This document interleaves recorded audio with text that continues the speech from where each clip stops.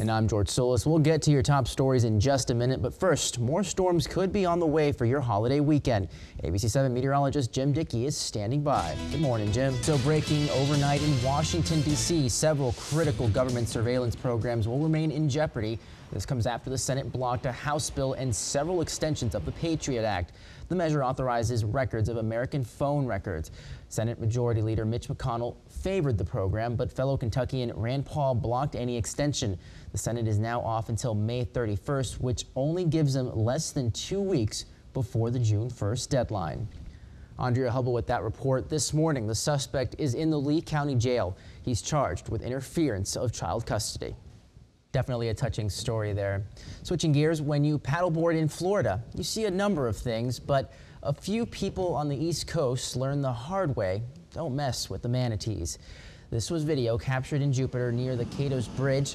The woman who filmed this says the paddleboarders were trying to chase and corral the normally gentle giants. When they were close enough, as you can see, the manatees had enough, knocking people off their boards. Lesson learned there. Well, developing this morning after more than a week-long manhunt, the key suspect in the murder of 4 people in Washington, D.C. is in custody. But according to court documents, there may be more than one suspect in the case. Ryan Nobles has the latest details from Washington. Well, it's just what they want to do. On summer break, several Lee County 8th graders will have to retake a state math test because they used the wrong calculators. There were also some issues in Charlotte County. Only in that situation, calculators weren't even allowed. School district officials say a proctor misread the instructions on the test. The algebra EOC tests do not count towards a student's grade point average, and they will have multiple chances to retake the test. An ABC7 crime alert: Crime Stoppers is now offering a reward to find a suspected cat killer. Now, earlier this month, we told you 7 cats had been found mutilated in Collier County. Get this, she's lived through 19 presidents, 10 popes, and 107 birthdays. ABC7's Dave Elias introduces us to the South Florida woman who's so healthy, she never went to the hospital until she was 105. New right now, we have funeral details for the man killed by lightning in Bonita Springs. Rigoberto Segura was struck while on a job site last Wednesday on Snowberry Lane in Hibiscus Drive. Visitation for Segura will be on Tuesday from 5 to 9 p.m. at Hodges Funeral Home in Naples.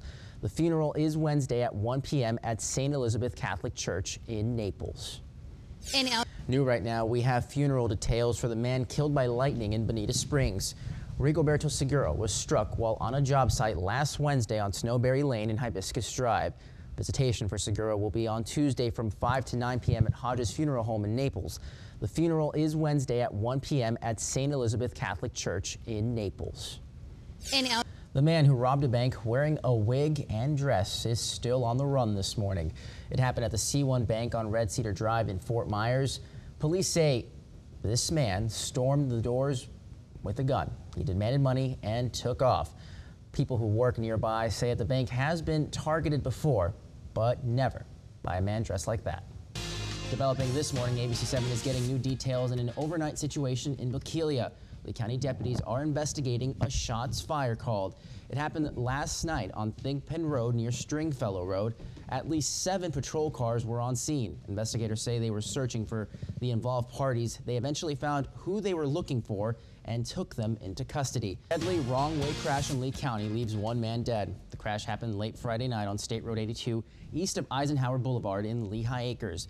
FHP tells us a car was driving the wrong way on State Road 82 when it smashed into another vehicle. All right, thanks, Chris. Well, if you've ever wanted to attend a Super Bowl, you might want to stay in the Sunshine State. Football's biggest game looks to be staying in the South. The NFL says they have selected Miami, Tampa, New Orleans, and Atlanta for the 2019-2020 Super Bowls. All 4 will go before the NFL owners next May. President Obama is making a stop in South Florida this week. He's going to be at the National Hurricane Center on Thursday, taking a look at this year's annual hurricane season outlook and preparedness briefing. He arrives in the Sunshine State on Wednesday for the Democratic National Convention. What was it, Nissan? Wow. Oh, well, that's nice. The gator, as you can see, ripped off the front of the man's truck. The man posted this video to Facebook a couple days ago, and no surprise here, he's received thousands of views. Wow. ABC7 has an update on a small Kentucky girl that was dragged by her school bus last week. You may remember seeing this video that we brought you. Little Allie Rednauer was leaving her bus when her bag got stuck in the bus stores. Can you believe that? The bus driver dragged the small girl for nearly a football field's length down the road. On Saturday, a small fundraiser was held to raise money for her. Allie is now in a wheelchair recovering from the severe cuts and burns to her legs. Good to see she's doing okay. The accident is still under investigation. AAA and Budweiser are teaming up once again this year to make sure you have a safe holiday weekend. Whether you're a AAA member or not, you can call for a tow-to-go ride anywhere between Friday, May 22nd through Tuesday, May 26th.